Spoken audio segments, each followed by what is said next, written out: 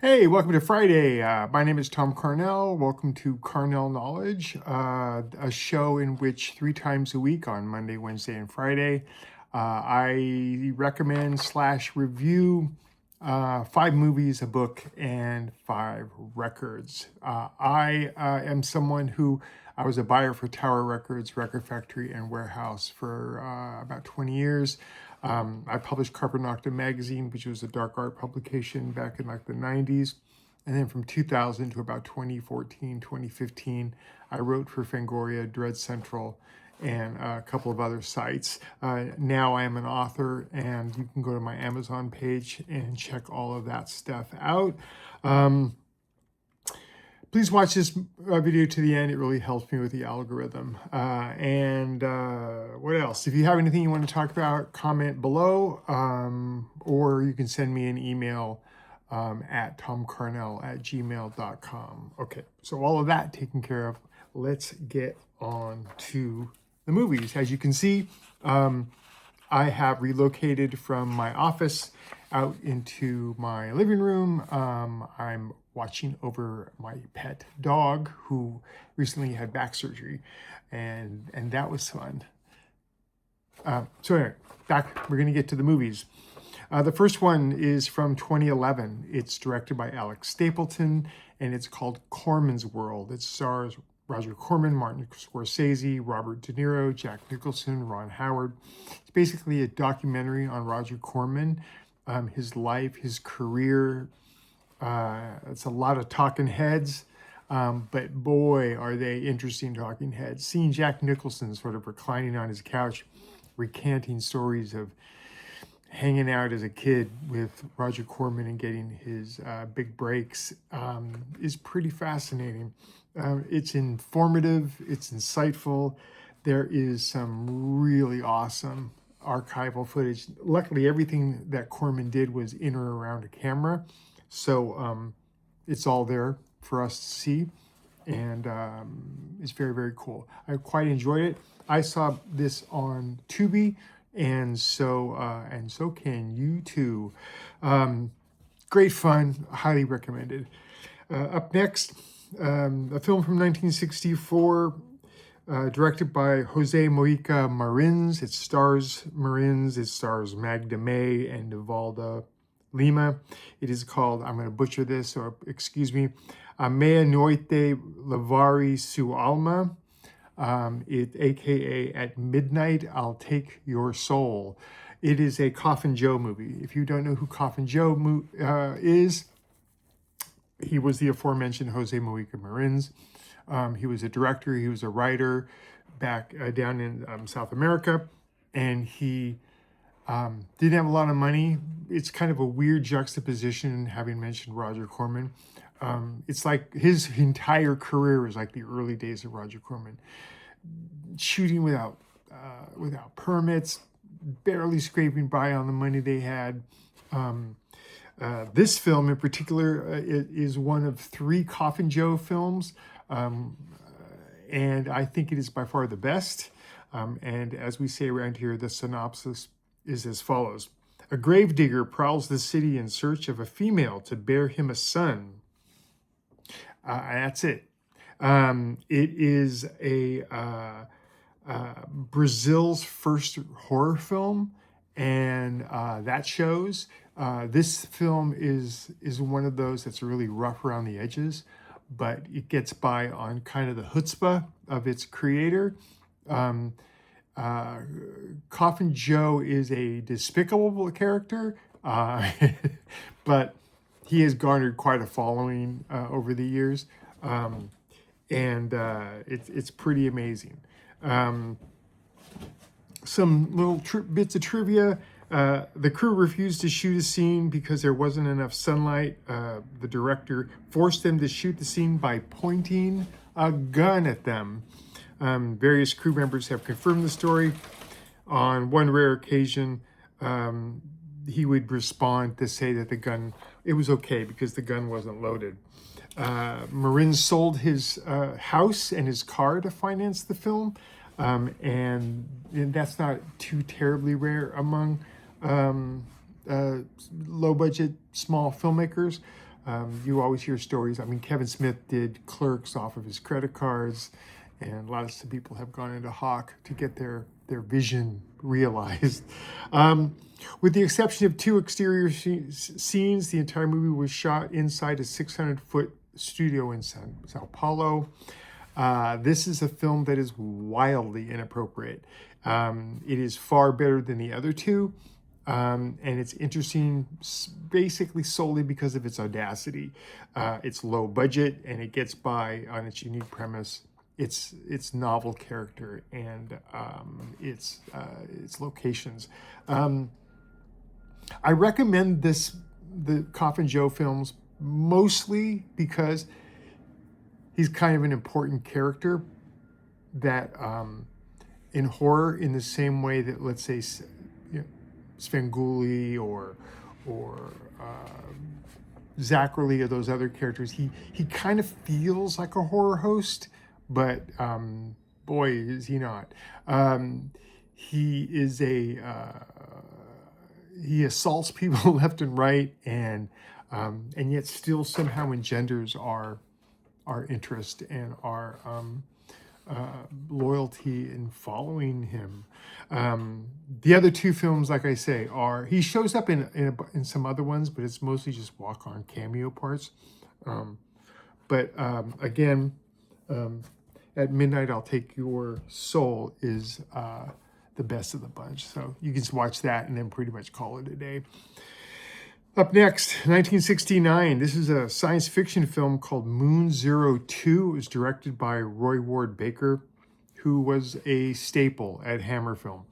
He did Asylum, Legend of the Seven Golden Vampires, Quatermass in the Pit, Scars of Dracula, and now The Screaming Starts, Vault of Horror. It stars James Olsen, who is the main character in Andromeda Strain. He was in Ragtime. Catherine Schell was in Return to the Pink Panther, On Her Majesty's Secret Service, and Warren Mitchell, who was in Terry Jones's film Jabberwocky and The Crawling Eye.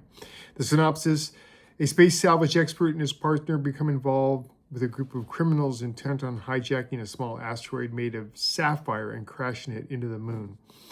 This was riffed back in 1990 on MST3K. That's how kind of good it is. It's got a groovy theme song and some pretty cool animation. It has a bunch of trivia that I'll go over real quickly. The film's lunar surface sets and models were so well done that some of them were reused in the television series UFO. If you remember UFO, speaking of groovy theme songs. Moonbase 3 and Space 1999. And it was also featured in feature films like Superman 2, Superman 4, and as recently as 2009 in Duncan Jones, who is David Bowie's son, film Moon. This is the only Hammer film set in the future. It was the most expensive feature that Hammer had done at the time, and it was released to mostly mixed reviews. It barely broke even, and so Hammer kind of called it a day on Sci-Fi Pictures and went back to their sort of gothic horror films. But yeah, it's flawed, but it's oddly compelling, this film.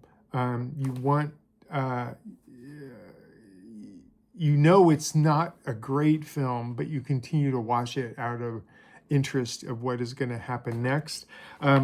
Actor and dancer Yvonne Castile was paralyzed for life after an accident on the film set and remained bedridden for 10 years, which is wild. The film has been described by producers as a Western in space, complete with flame jumpers, showdown-type gunfights, a hired gunslinger, even dancing saloon girls. This is a sidebar. Did you know that Sean Connery did a film back, I want to say in the 90s, called Outland, that it was essentially a remake of High Noon? It's like High Noon in space, and the only film you'll ever see where shotguns can fire in the no oxygen atmosphere of outer space. I thought you needed oxygen for that. But anyway, the film takes place in May of 2021, so It feels very much like an episode of, like I say, like UFO or Space 1999 or something straight out of Austin Powers. It almost feels like they wanted it to be like this was almost a pilot for a series that could have gone to air, but obviously didn't. It's very silly and deserving of the skewering MST3K gave it. Its sole real item of interest is that it was made by Hammer, and that it is just such an odd little film. Very kitschy an example. It's an example of a late 60s obsession with space. Perfect for a drink with your friends night and to laugh and riff on yourself. Up next, 1962, a Chano Ureta film who did the classic Mexican horror film, The Brainiac. Yeah, you see a lot of Mexican horror films because I think on this show, I think because no one does talk about it, and there are some real gems here. I've reviewed a couple in the last few episodes, and I'll probably review more in the future. This one is called El Espejo de la Bruja, or AKA The Witch's Mirror. It stars Rosita Arenas, who is in The Robot versus the Aztec Monster. Also stars Armando Calvo and Isabella Corona. The synopsis: a husband murders his wife, and years later her ghost emerges from a witch's mirror to take her revenge. This film is shot in beautiful and super clear black and white. Like a lot of Mexican horror films, it takes a lot of its visual cues and its sort of ambience from Hammer films. Also reminded me a lot of some of the Universal films like Eyes Without a Face and Rebecca. As the movie progresses, we get ghostly piano playing, an act of rage that leaves the character maimed, gratuitous skin grafts taken from possible dead peasant girls, and not one but two lopped off hands. Things end predictably, pretty tragically for all concerned. It is Latin horror after all, and as always, it's fascinating to see genre tropes pass through the prism of different cultures. Overall, the film is worth seeing. I saw it on YouTube, I want to say. It's either that or Tubi, but I think it was YouTube. And it was fine. It was a fun little film for the afternoon. Again, lots of over-teased hair and arched eyebrows, but well worth checking out, because I think, again, that in these days of films that seem like cookie cutting from other films of the day, this thing it borrows heavily from different genres, but it brings it together in a kind of an interesting way. And our last movie is going to be from 1989. It's called La Chiesa, aka The Church. It's directed by Michele Soavi, who did De la Morte dell'Amore. And if you haven't seen De la Morte dell'Amore, you really should. It stars Asia Argento, who is in Land of the Dead and Triple X. Giovanni Lombardi Radici, who we've talked about a lot before. He was in Stage Fright, Cannibal Apocalypse, City of the Living Dead, Cannibal Ferox, that kind of thing. Hugh Corsi, who is in Highlander, Nightbreed, Star Wars Episode 1. And Thomas Arana was in Gladiator and The Bourne Supremacy. The synopsis is an old Gothic cathedral built over a mass grave develops strange powers that trap a number of people inside, with ghosts from the 12th century massacre seeking to resurrect an ancient demon from the bowels of the earth. This is a beautiful film. All of Soavi films are great. I'm going to go out on a limb here and say that I think Soavi is a better director than his mentor, being Dario Argento. I think he's a more interesting filmmaker. He just never had the juice behind him that Argento did, and the budgets that Argento did.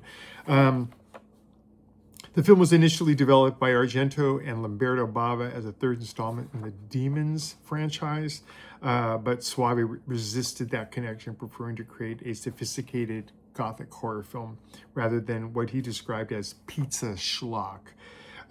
There's a visual composition at one point that is a double for a very famous Boris Vallejo painting of a demon with its wings hugging a naked girl. They kind of cribbed that like note for note. The soundtrack is a collaborative score involving Keith Emerson from Emerson, Lake and Palmer and the Italian progressive rock band Goblin. This is a great film. I don't hear a lot of people talk about it. I don't hear them talk about the church, and I don't hear them talk about another Soiree film called The Sect. That guy, I understand that he stopped making films for a while because his daughter fell ill. But man, that guy was really something. His films are always interesting, and always. He also did Stage Fright, which we covered on the show previously. One of my favorite Italian directors, and at least top 10. He was also the guy. If you remember Lucio Fulci's City of the Living Dead, the dude in the car with the girl who regurgitates her intestines. He was there just looking shocked, as you would. But yeah, The Church, good fun, very interesting, very sort of gothic in its trappings. Location is cool, and the pacing and the resolution of the film is fantastic. I'm going to reach over here and grab something. So moving on to books. Our book this time is this, The Night Doctor by the great Steve Rasnic. It's a collection of 25 stories, go figure, me covering short story collections, including 2 appearing for the first time, collects a variety of tones and a variety of stories from Tim. He is a journeyman writer, and as always, with short story collection, I refer to it as the good, the bad, and the ugly. Some of these stories are excellent. Some of them are great, and some of them are okay. They're not all bangers, but that's to be expected. Tim's work has been compared to things like Franz Kafka, Dino Buzzati, Ray Bradbury, and Raymond Carver. Joe Lansdale of Tim said, Steve Rasnic Tim is a school of writing unto himself. Thoroughly enjoyable, highly recommended. I got mine on Kindle for like a couple bucks, and fantastic. Again, another writer that we don't hear a lot of people whose name you don't hear get thrown around a lot, but boy, should you. Tim has a bunch of books out. I've never read one that wasn't a cut above. So yeah, highly recommended. The Night Doctor and Other Tales by Steve Rasnic Tim. Moving on to our records for this episode. Our first record is from 2024. The artist's name is Alie Neander. He's a guitarist. The album's called Boomer Bends. Alie Neander is a German guitarist. He played with the likes of Paul McCandless. This record, he sort of plays along with Helmut Hattler, who founded Kron, the German band krautrock band Kron, and he played with the likes of Billy Cobham, Alphonse Mousson, and Pat Metheny. This record is fast, but it's still kind of meditative. He's not a shredder, but he can shred. You know what I mean? Very emotive playing. He plays what fits the song, not what appeases his ego. It was quite a surprise. It reminded me of players and records by people like Lee Ritenour, Steve Lukather, Larry Carlton, that kind of ilk, if you get that. Enjoyed it, would highly recommend it. And again, it came across my desk, I want to say as a result of a discussion on the Prog Corner, but don't quote me on that. Great stuff, good guitar player. I've since added a couple more of his records to my inbox, and we may even be hearing from them again in the future. Second record, the artist is Nicola Cruz. The album is PRENDER ALMA, electronic musician from France who was raised in Ecuador. Kind of, if you're familiar with the term Andes step, it's very kind of South American. Cumbia, down tempo, and electronic beats. The music is lovely, soft and lilting with traditional instruments and electronics. Very transcendent. It reminded me of things like Paul Horn, Milton Nascimento, like more of the ethnic records that Peter Gabriel did, like the soundtrack to Last Temptation of Christ and a couple of others. Also reminded me of Chancha Via Serenito, Ryuichi Sakamoto, and Edward Mondragon. This is a great record. Again, it came out a while ago. This, I think, was recommended to me via Spotify's Records for You. And just lovely. You know, I put it on one night at dinner, and both my wife and I really enjoyed it. So yeah, highly recommended. Nicola Cruz, PRENDER ALMA. Third record from 2023. This is a band called Soul Supreme. The album is called Poetic Justice. Amsterdam based, very much of the Swedish jazz / fusion school.